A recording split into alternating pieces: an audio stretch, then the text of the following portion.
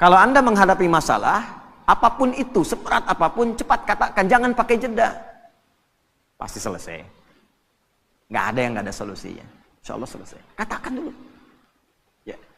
Bahkan nanti banyak ditemukan di Quran itu pakai kul, katakan. Jadi kalau hati kita masih ragu, belum keluar, keluarkan dengan lisan, katakan dengan lisan.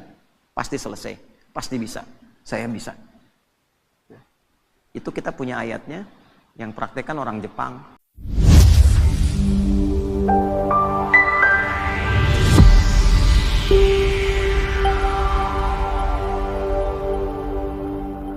Semua masalah yang kita hadapi bisa diterima oleh jiwa kita.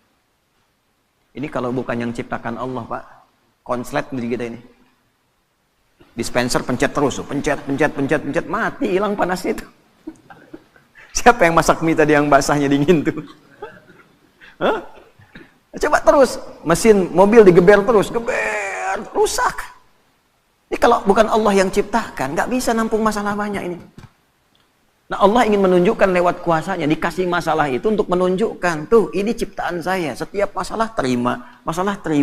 Cuma ternyata latihan masalah itu pada akhirnya untuk memberikan kemudahan kepada kita, melapangkan kembali jiwa kita, sehingga masalah di masa depan yang lebih besar bisa kita terima dengan mudah. Kalau nggak pernah latihan, kaget, Pak. Nggak pernah latihan, kaget. Ya, belum nikah nggak pernah punya masalah, begitu nikah besoknya langsung pisah. Nggak pernah menerima masalah. Jadi berbahagialah kalau sedang punya masalah, karena hakikatnya masalah diberikan untuk memberikan kelapangan pada jiwa. Semua mesti diuji. Kan kemarin kita belajar, ya, hidup itu standarnya ada ujian.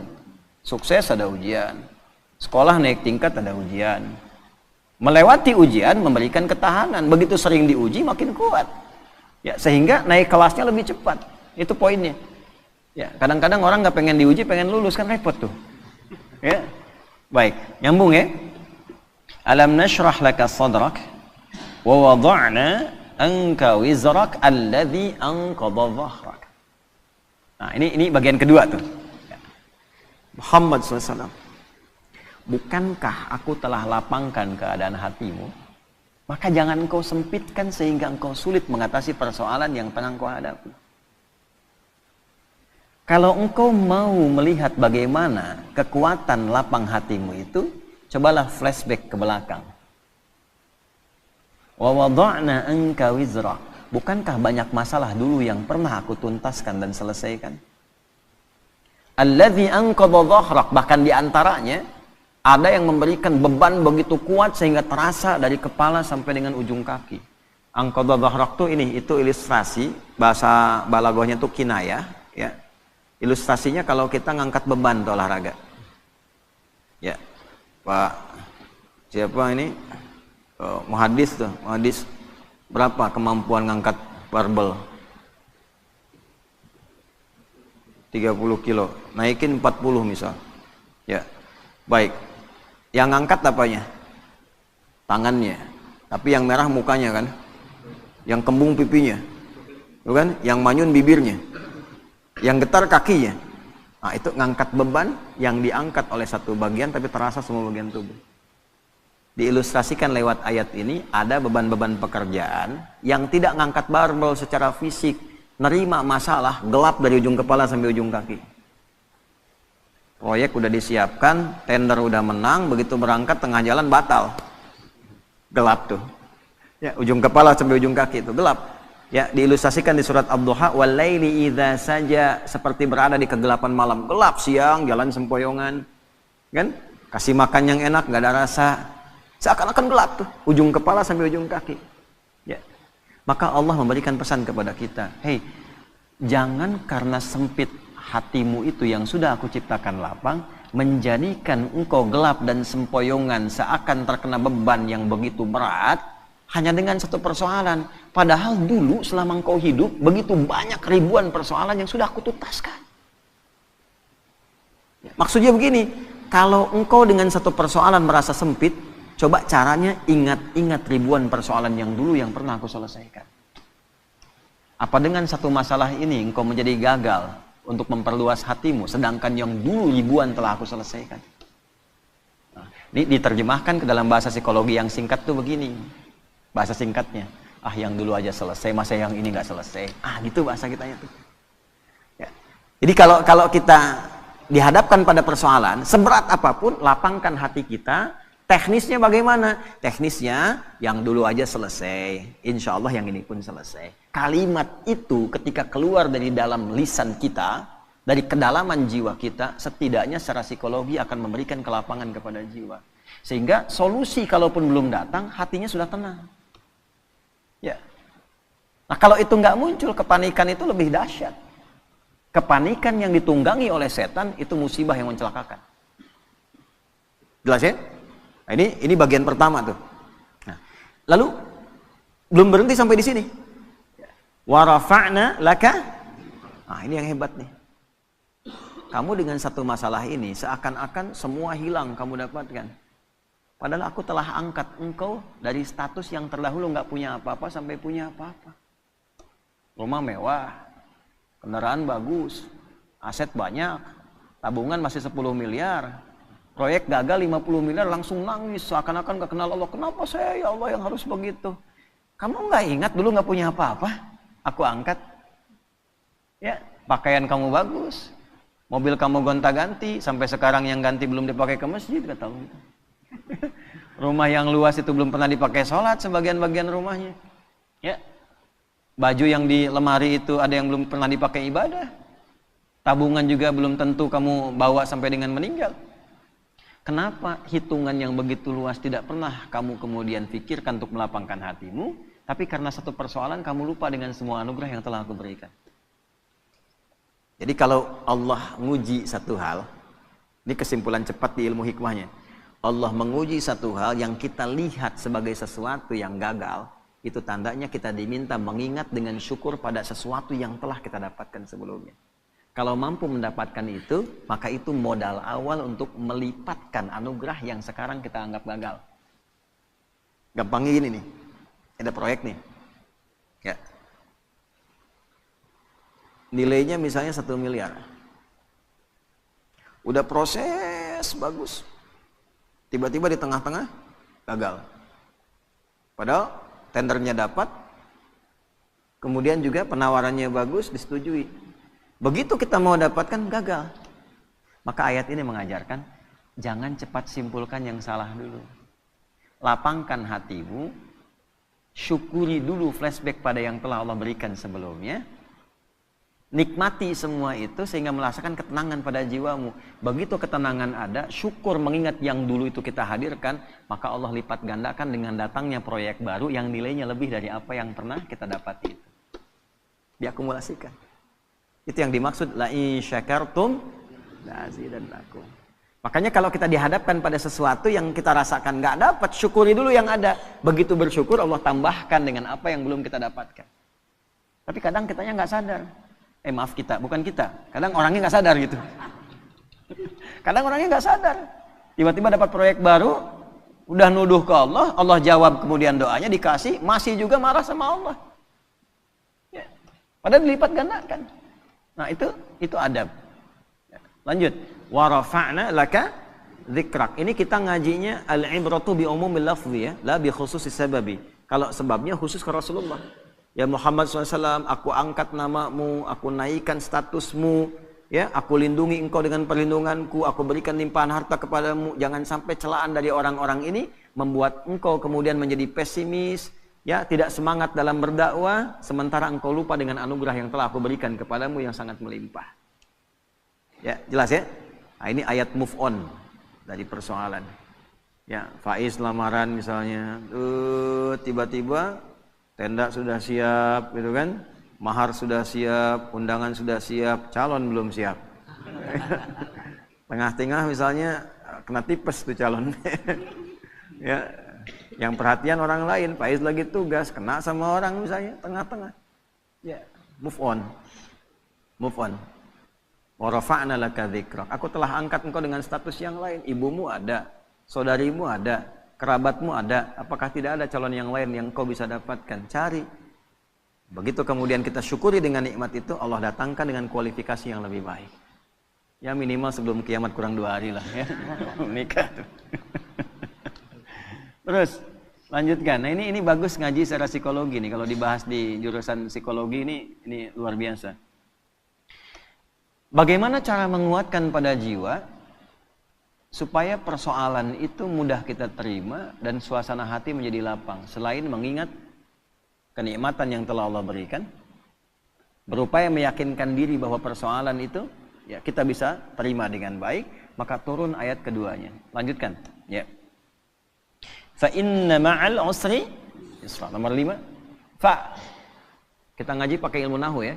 Fa harfu atfin rabitin baina syai'aini bila hudud. Huruf perangkai 2 peristiwa. Jadi ada peristiwa pertama, peristiwa kedua, peristiwa 1 dan 2 disambungkan tanpa jeda. Nyambung. Contoh. Nabi Zakaria berdoa kepada Allah. Minta dianugerahkan keturunan. Dilakukan dalam sholat.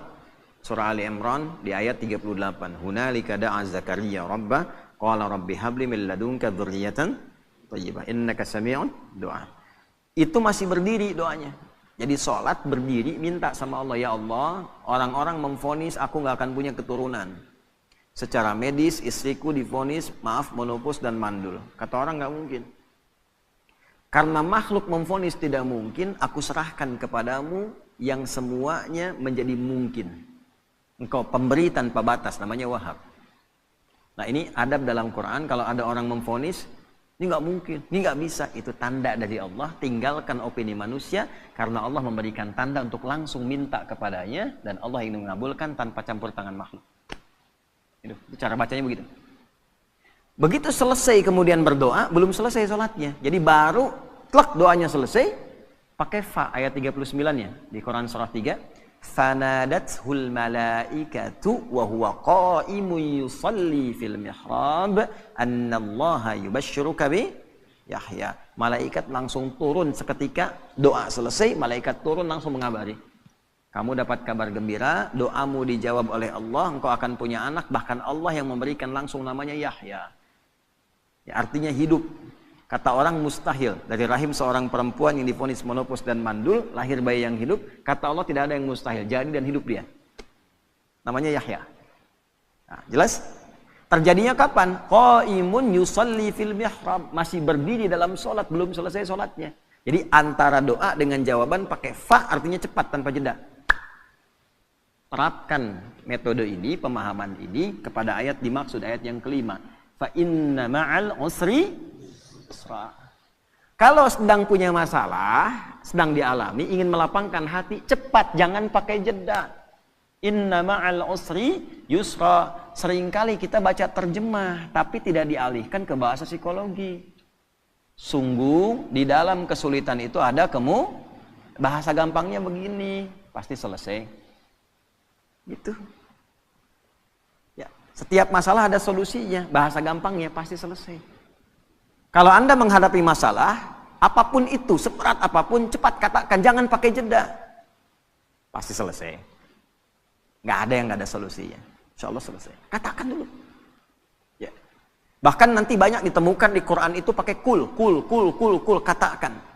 Jadi kalau hati kita masih ragu, belum keluar, keluarkan dengan lisan, katakan dengan lisan. Pasti selesai, pasti bisa. Saya bisa. Itu kita punya ayatnya, yang praktekkan orang Jepang, orang Korea. Dulu tahun 96-97 itu ada acara di TPI, ya Benteng Takeshi namanya.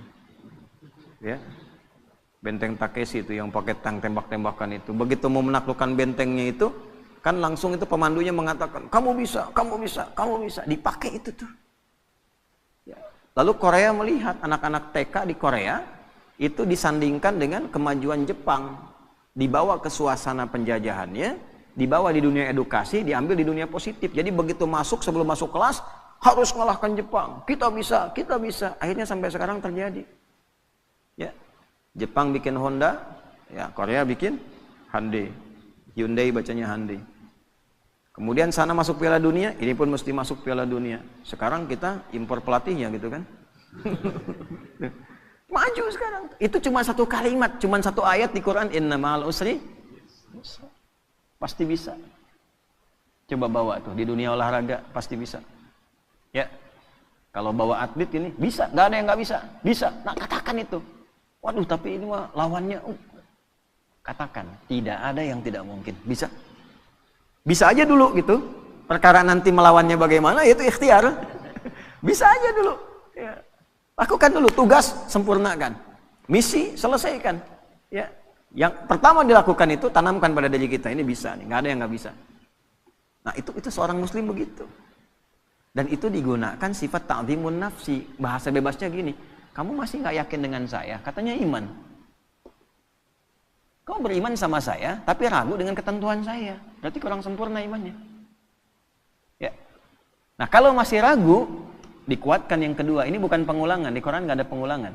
Kaidahnya berbunyi begini, takkidun lima'nan jadid, taksisun lima'nan jadid. Jadi kalau ada seperti diulang, itu sebetulnya penguat kepada makna yang baru, beda dengan yang sebelumnya. Contoh di surat Ar-Rahman itu, fabi ayyi ala'i rabbikuma tukadziban. Berapa kali disebutkan itu? Itu bukan diulang, karena fabi ayyi ala yang kedua beda dengan yang pertama. Fabi ayyi ala yang ketiga beda dengan yang kedua dan yang pertama. Itu dahsyatnya Quran. Nanti kalau sudah masuk surat Ar-Rahman itu, ya kita coba bisa bahas dari satu sampai yang terakhir itu. Itu antara satu, kedua, ketiga sampai ke terakhir beda semua. Ya. Nah, ini yang kedua, seakan-akan kita menemukannya seperti pengulangan. Satu, fa inna ma'al usri yusra. Dua, inna ma'al usri yusra. Bagaimana menerjemahkannya? Ya, katakan pada dirimu, masalah ini pasti selesai. Tidak ada masalah yang tidak ada solusinya. Kalau kamu belum yakin juga, nah, tegaskan pada jiwamu, pasti selesai. Gitu. Jelas? Tidak. Kalau belum yakin juga, tegaskan pada jiwamu. Innama, pakai taukid lagi. Ya, gini, pakai ilmu alatnya. Alatnya namanya di i'rab. Inna harfu nasbin wa taukidin tansibul isma wa tarfa'ul khabara mabniyun 'alal fathi la mahalla lahu minal i'rabi. Ya, paham? Tidak. Inna harfu nasbin wa taukidin, huruf nasab. Apa itu nasab? Kalau belajarnya di nahwu sampai di harokat saja.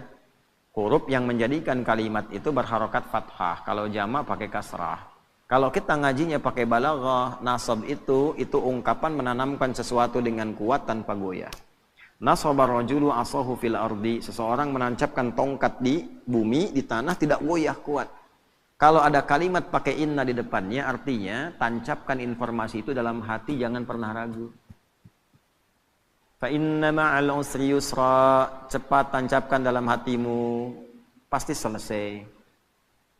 Pasti selesai, tapi ya Allah kapan selesainya? Tancapkan di hatimu. Yang kedua muncul, pakai taukid. Kan sudah aku tegaskan, tancapkan di hatimu. Jangan berikan celah ragu. Nah, itu maksudnya yang kedua itu. Kadang kan masih ada begitu.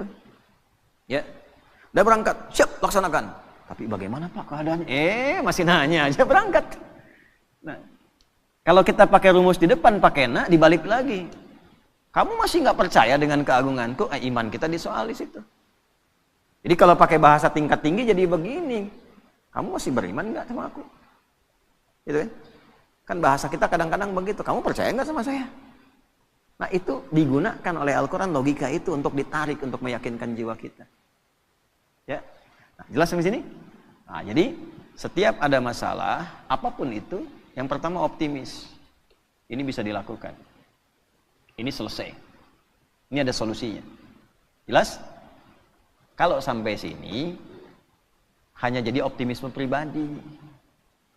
Solusi belum tentu datang. Cuman sampai ke ketenangan. Karena itulah Allah sempurnakan ayatnya. Fa'idha faraghta. Nah, pakai fa lagi, kita pakai ilmu yang tadi.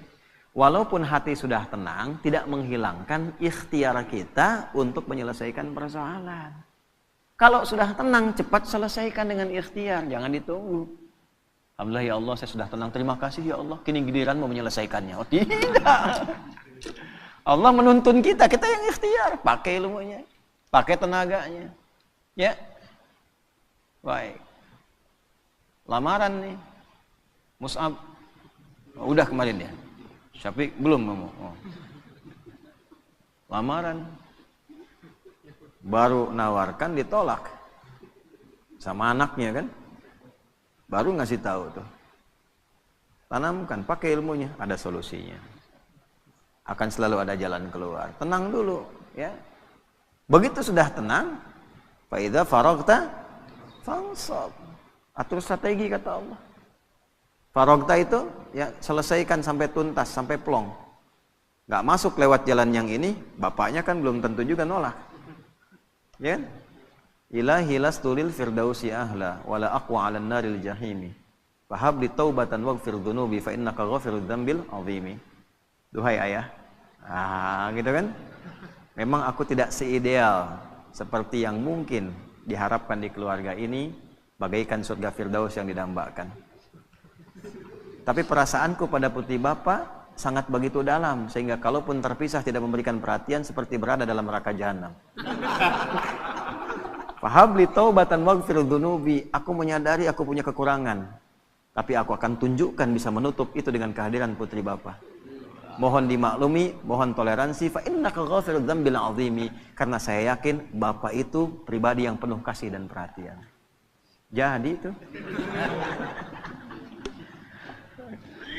Ya. Jadi maksudnya apa? Ini kan cuma contoh aja. Nah, anak-anak muda kan banyak di sini. Ya, itu saya kasih ilmu itu dipraktekkan jadi tuh. Ada yang ditolak anaknya 3 kali, bapaknya datengin tuh. Ya, jadi.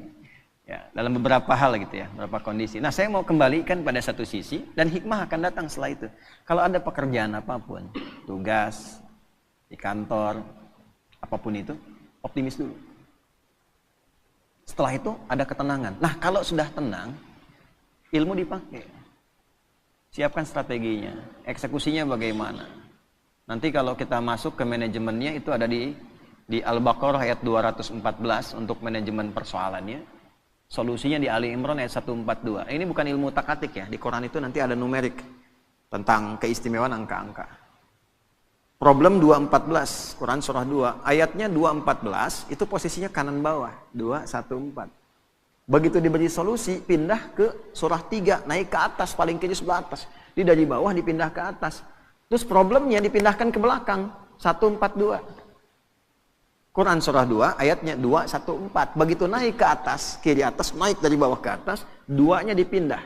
Jadi yang 2 itu yang persoalan dipindahkan ke akhir. Jadi ayat 142. Pembukanya sama. Am hasibtum an tadkhulul jannata. Di Al-Baqarah 214 am hasibtum an tadkhulul jannata. Di Ali Imran 142 am hasibtum an tadkhulul jannata. Am hasibtum an tadkhulul jannata, apa engkau kira mudah meraih kesuksesan yang kau dambakan? Jannah itu jangan selalu diartikan surga. Jannah itu artinya harapan tertinggi yang belum tampak. Kenapa surga disebut jannah? Karena kita berharap dengan tinggi belum tampak sekarang. Ya, nanti ada jannah itu sifat kesuksesan, pekerjaan sukses, belum kelihatan, belum nampak sekarang disebut jannah. Ya. Makanya kenapa orang Arab itu ingin mendapati dan memiliki kebun yang luas, rindang, ada air mengalir dan sebagainya. Karena di sana padang pasir dulu, nggak susah dapatnya. Begitu mereka dapat disebut jannah. Nah, kita itu tiap Jumat itu disunahkan kan, malamnya Yasin, paginya kan surat Al-Kahfi. Ya, Yasin untuk penguatan secara spiritual. Kalau sudah dekat dengan Allah, kenal dengan Rasulullah, gitu kan, dipraktekkan. Nah, manajemen prakteknya itu, implementasinya itu secara konseptual di surat Al-Kahf sepekan sekali. Kan ada 4 kisah viral tuh. Tentang pemuda yang konsisten. Yuk, mumpung masih muda harus punya visi. Visi membangun, visi penguatan, visi mencerahkan, visi konsisten pada kebenaran, ya kan? Setelah itu kisah apa? 2 orang sahabat. Kan 4 kisah tuh. 1 Ashabul Kahf yang para pemuda itu, ya. Yang kedua 2 orang sahabat yang sedang dialog, yang satu kaya, yang satu sahabatnya orang biasa. Ya. Baca ayatnya ya, angkat tangan. Coba kita tes yang anak muda nih. Coba baca.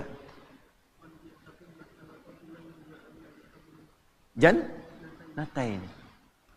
Wadrib lahum mathalar rajulaini. Muhammad kasih contoh tentang kisah dua orang viral. Ya, yang salah satunya sukses dan kaya. Kekayaannya digambarkan dengan kata jannah. Jadi kita kerja, pengen punya aset, pengen punya omset yang tinggi, belum dapat. Nah itu jannahnya dunia. Belum tampak. Di akhirat disebut surga, itu jannahnya kita belum tampak sekarang. Sekarang ayatnya dipakai. Am hasibtum an tadkhulul jannah. Apa kamu duga kamu akan sukses dunia akhirat? Bisnis kamu sukses, pelajaran kamu sukses, keluarga kamu sukses, di akhirat kamu sukses dapat surga? Walamma ya'tikum mathalul ladzina khalau min qablikum, sementara engkau belum diuji untuk mendapatkan kesuksesan itu. Jadi hukum kesuksesan itu harus melewati tangga ujian. Antum kesini kan diuji dulu. Berangkat lewatin macet gitu kan. Setelah itu jalannya berkelok dan sebagainya. Tiba-tiba begitu sampai kan lihat gedung cerah lagi. Harapan tinggi nih. Ya kan? Istirahat nyaman, diuji dengan sahur.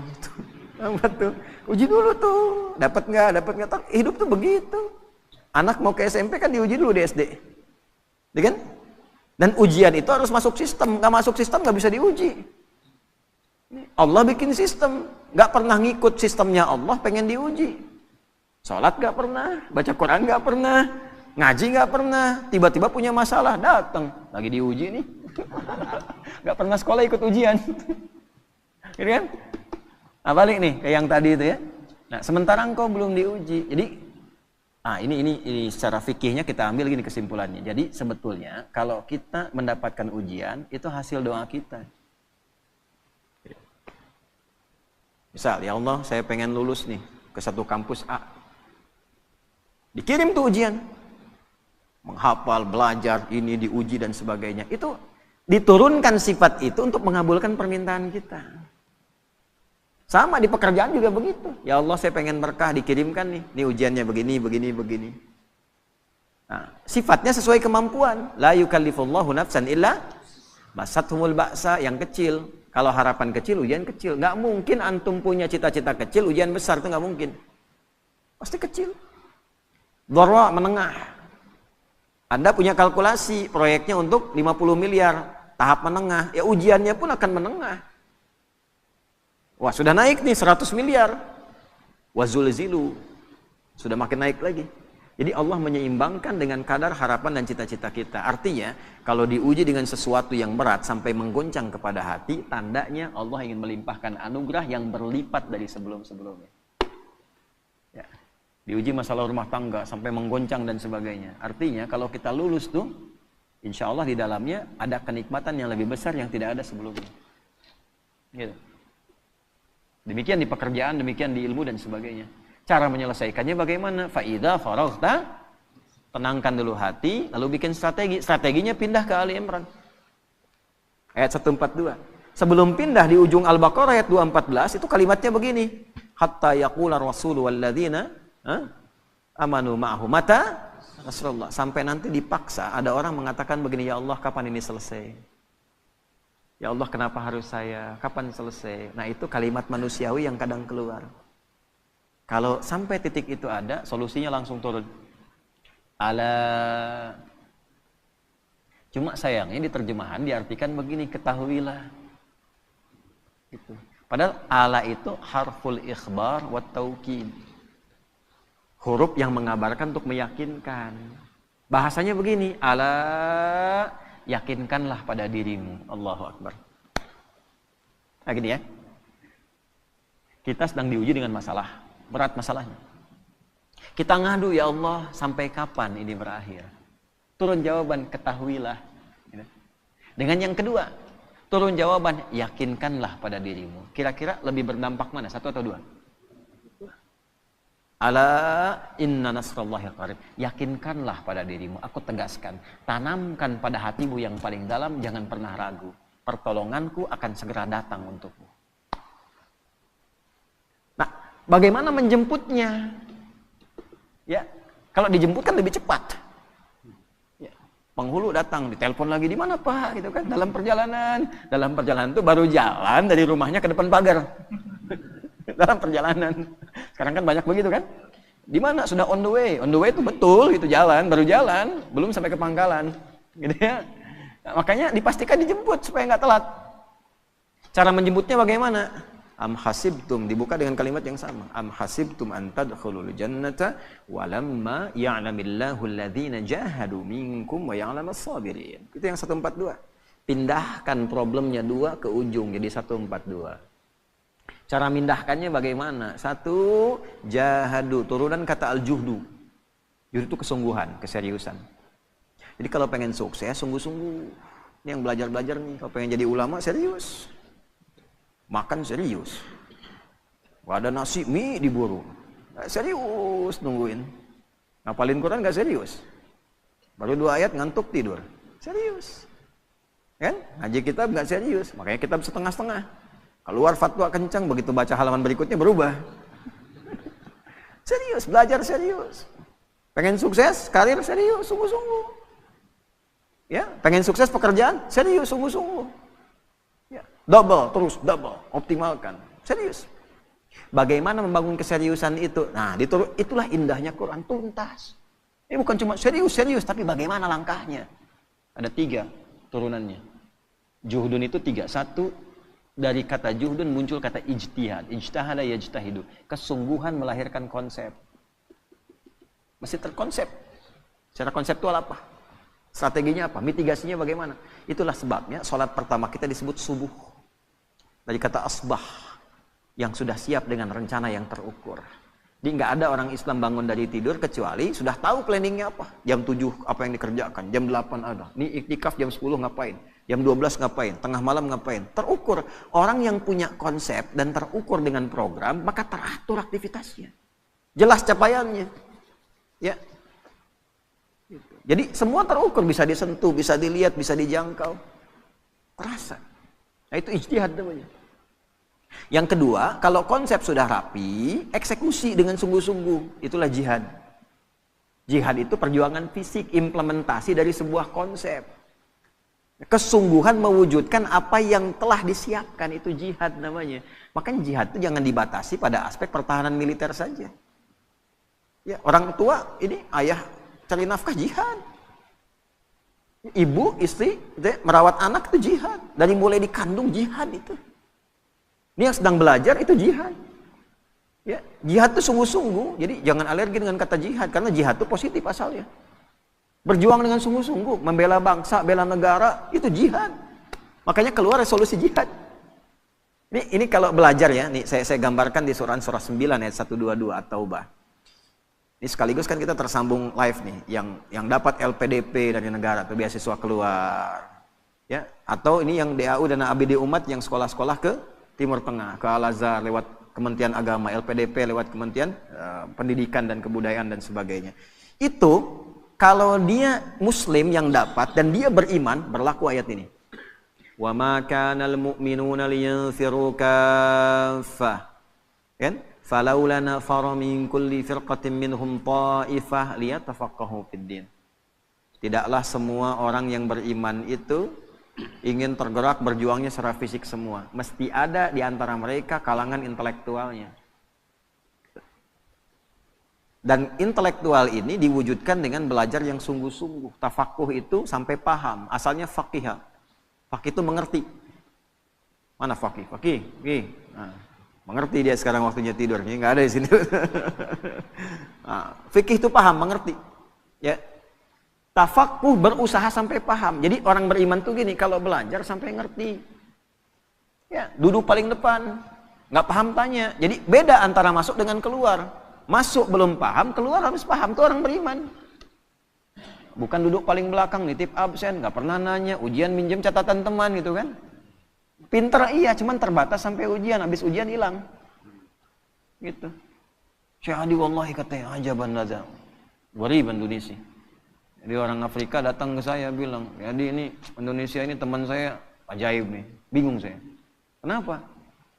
Kemarin ujian. Aneh belajar udah 3 bulan nih katanya. Malamnya itu, besok mau ujian, teman saya si Fulan pinjam catatan. Itu begitu keluar, saya 7,5, dia 8 kan. Saya bilang dia belum tahu sistem SKS tuh. Sistem kebut. Oh sekarang ada yang sejam pak. Itu Nanti satu saat kita belajar bagaimana anugerah Allah kepada kita yang kita syukuri sebagai bagian dari warga negara, bangsa dan masyarakat Indonesia. Orang Indonesia itu luar biasa. Oleh Allah dikasih nikmat yang banyak. Apa aja dari tubuhnya itu selalu istimewa. Saya gambarkan satu lidah aja nih. Kita itu lidah yang paling fleksibel termasuk di dunia. Dipakai bahasa apapun cepat. Silakan Anda lihat ya. Dengan segala hormat, ini untuk menunjukkan saja anugerah ya, tahadus binikmah. Orang India belajar bahasa Inggris, akan kelihatan cengklok Indianya. Selancar-lancarnya orang India bahasa Inggris, akan tetap kelihatan India. Cina pakai bahasa Arab, akan tetap kelihatan Cinanya. Orang kita. Assalamualaikum. Kaifa halak? Masya Allah, suka bumi. Bedunya. Ya, saya tugas 2010. Badan besar begini gitu kan, datang nyalamin para jemaah kita di bahasa Arab pasti, ternyata suka bumi. Okay. Yang paling menarik udah disapa, Assalamualaikum Syekh, kaifa haluk? Dah abdi mati Tasik. Lisannya luar biasa. Pakai bahasa Inggris kayak orang Inggris. Kalau sudah nggak kelihatan udah persis nggak tahu ini.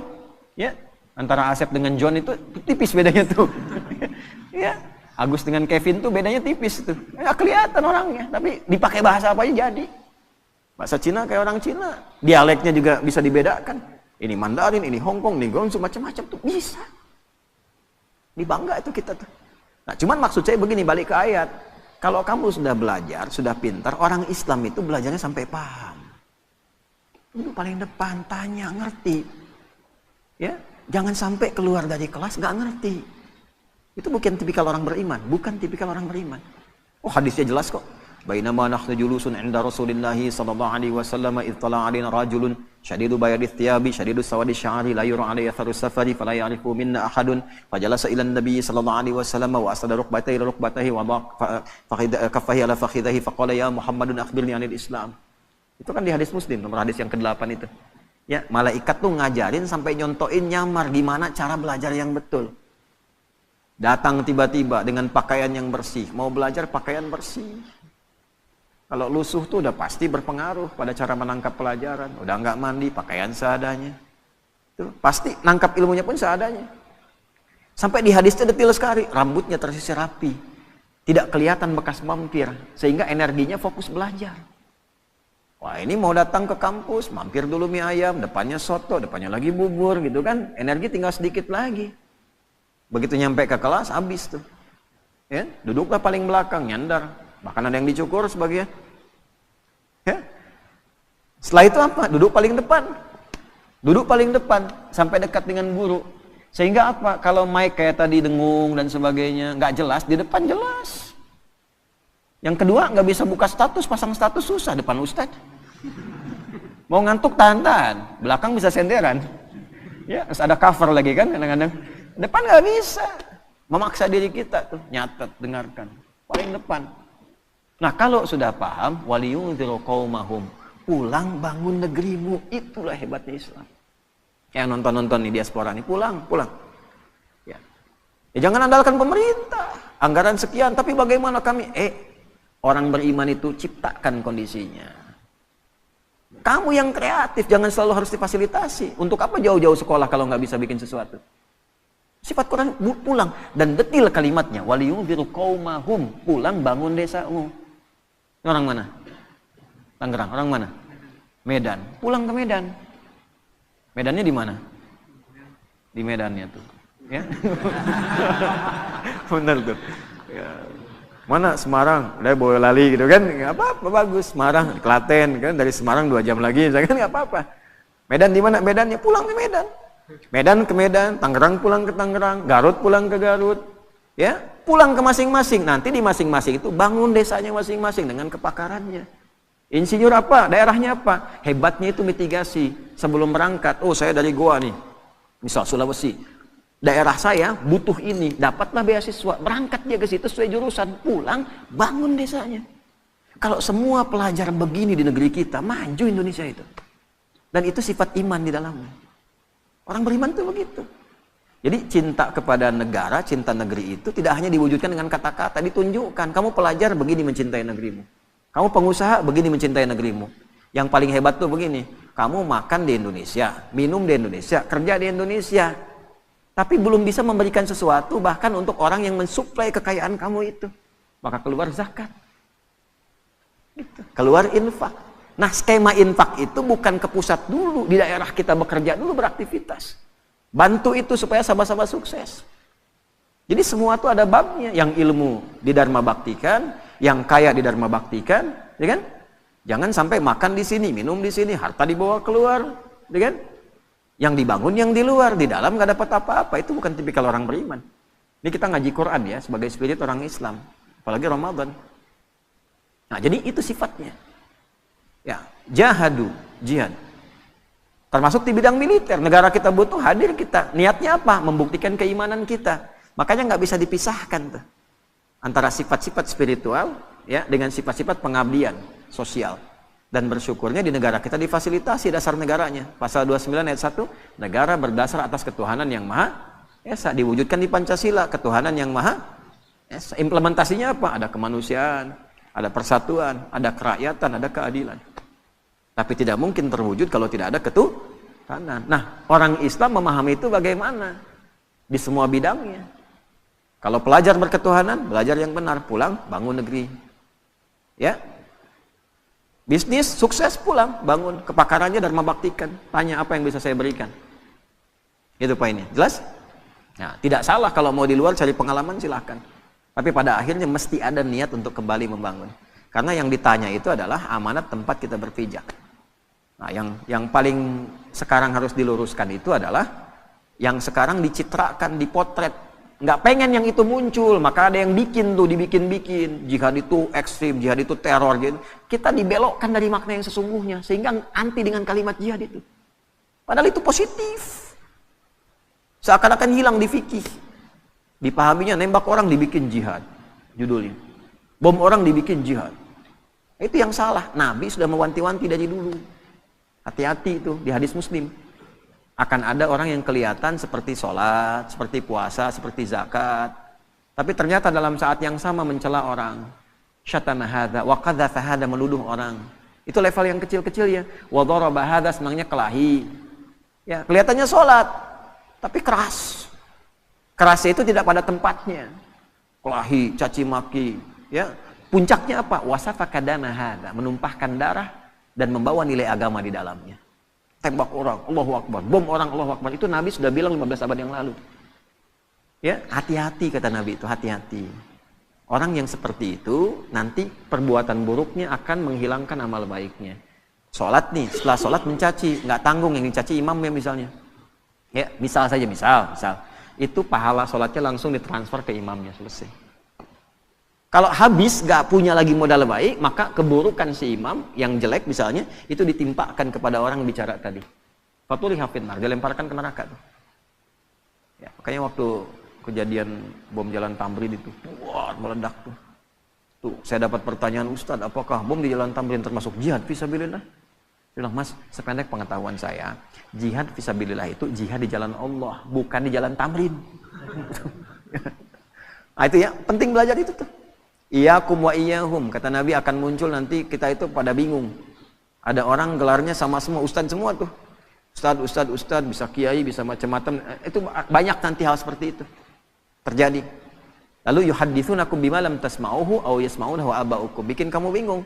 Ini agama bukan, benar bukan, lain bukan. Iyakum wa iyahum. Kembali ke standar. Standarnya Qur'annya ini, hadisnya ini, ulama kita ngajarin ini. Kalau sudah masyhur itu dan menyalahi, iyakum, tinggalkan saja.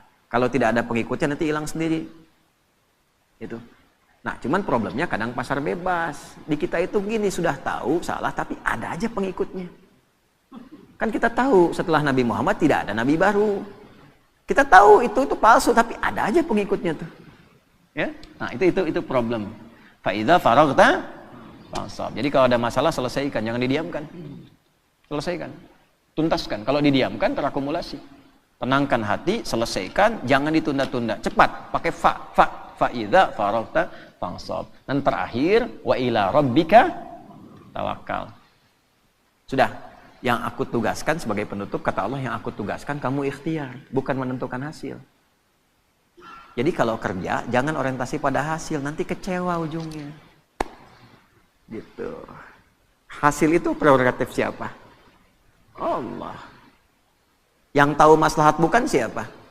Yang tahu baik tidak siapa? Kan kita cuma pengen aja, tapi belum tentu itu baik untuk kita. Karena itu tawakal penting, serahkan pada Allah. Nah, mampir kita setelah kerja, datang ke masjid atau sholat 2 rakaat, bilang, lakukan ya Allah, saya sudah berikhtiar seperti apa yang telah Engkau perintahkan, dan saya bertawakal seperti apa yang telah Engkau janjikan. Jika dengan semua ikhtiar yang telah saya lakukan belum mampu menghadirkan apa yang Engkau janjikan, maka mohon berikan petunjuk kepada saya dengan cara apa lagi saya mesti menjemput apa yang Engkau janjikan. Kan rezeki itu dijanjikan, wa fis samaa'i rizqukum wa ma, rizkimu sudah aku tuliskan, kamu bergerak, aku berikan, aku janji itu. Kita nagih, cuma nagih dengan cara yang benar, nggak pernah ikhtiar nagih, ya kan? Nah, jadi itu tuh. Jadi kalau Anda kerja, orientasinya hasil, nanti kecewa. Udah saya siapin, udah rapi, udah gini, ya nggak jadi. Sebenarnya Allah mau apa ya? Dia mau apa? Itu. Nah ini poinnya. Seringkali kita lulus dari rukun iman itu cuma 5, yang ke-6 jarang. Padahal dibuka dengan iman, yakin, nggak boleh ragu. Ini tiangnya 6 nih, nanti ada barcode di setiap tiang, bisa di-scan. Ya, ini 6 nih menggambarkan rukun iman. Jadi kalau ke masjid harus khatam keimanan itu. Di luar menara 5 tingkat rukun Islam, nanti boleh ada tangganya. Di setiap tingkatan itu ada spot untuk istirahat, nanti barcode-nya di-scan. Di situ ada penjelasan. Iman pada Allah, malaikat, kitab, rasul, kiamat, yang ter-6 qada dan qadar.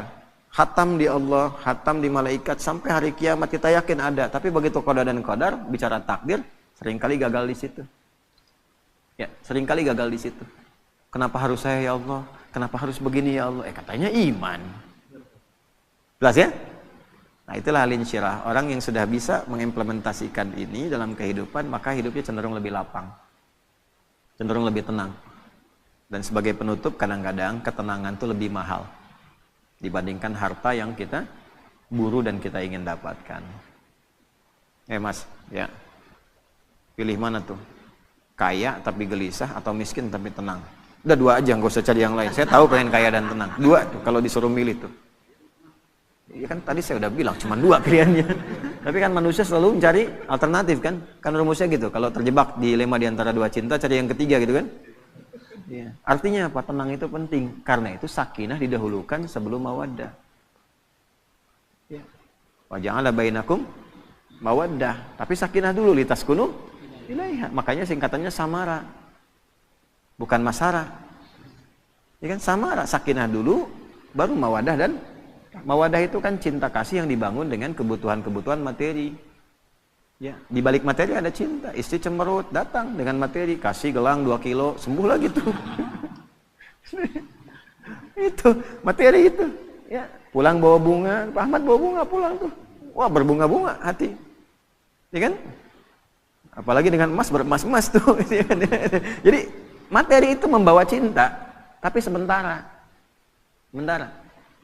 Ya, rahmat itu perhatian yang dalam.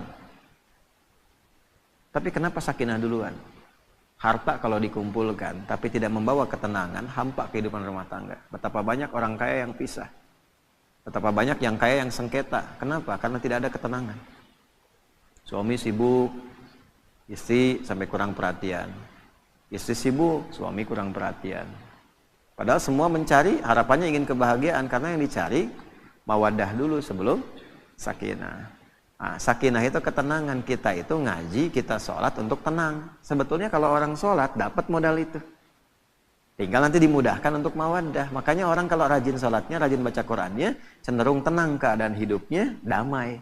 Apapun yang dikerjakan, solusi gitu. Alhamdulillah di kita itu masih konsisten sholat sampai ke kampung-kampung. Makanya gampang memadamkannya, tenangnya tuh gampang gitu ya. Di tempat-tempat lain nggak mudah. Jepang agak susah sholat. Begitu banjir dikit, langsung bunuh diri tuh. Konslet dikit, bunuh diri tuh. Kita banjir berenang. Ya, konslet biasa aja gitu kan. Tungguin, sabar gitu kan. Padahal rekening listrik kalau telat bayar diputus itu. Ya, maaf PLN ini kan live itu. Ya, contoh aja ya, begitu alhamdulillah kita syukuri ya. Baik, ini yang kita bahas di pertemuan subuh kali ini. Semoga Allah merahmati kita, memaafkan kita, memberikan kemampuan untuk mengamalkan apa yang kita pelajari, dan menjadikan pengamalan itu dapat membangun negeri, memakmurkan tempat yang kita pijak, dan mudah-mudahan itu dijadikan sebagai ibadah yang meringankan hisab kita di akhirat nanti. Allahumma taqabbal minna innaka antas sami'ul alim, tub 'alaina innaka antat tawwabur rahim. Allahumma rabbana atina fid dunya hasanah fil akhirati hasanah wa qina adzabannar. Ati anfusana taqwaha wa zakkiha anta khairu man zakkaha anta waliyuha wa maulaha. Wa sallallahu ala sayyidina Muhammad wa ala alihi wa sahbihi ajma'in. Wa akhiru da'wana alhamdulillahi rabbil alamin. Sahabat sekalian, hidup ini memang tak lepas dari ujian, tapi ketenangan bukan datang dari hilangnya masalah. Ketenangan lahir ketika hati berserah kepada Allah, percaya bahwa setiap ujian membawa hikmah, dan setiap kesulitan selalu disertai jalan keluar. Mari kita belajar untuk lebih tenang, lebih lapang, dan lebih dekat dengan Allah di setiap langkah hidup kita. Semoga ceramah ini menjadi penyejuk hati dan penguat iman kita semua. Jangan lupa bagikan ilmu ini, agar semakin banyak yang merasakan ketenangan dalam setiap ujian hidupnya. Barakallahu fikum.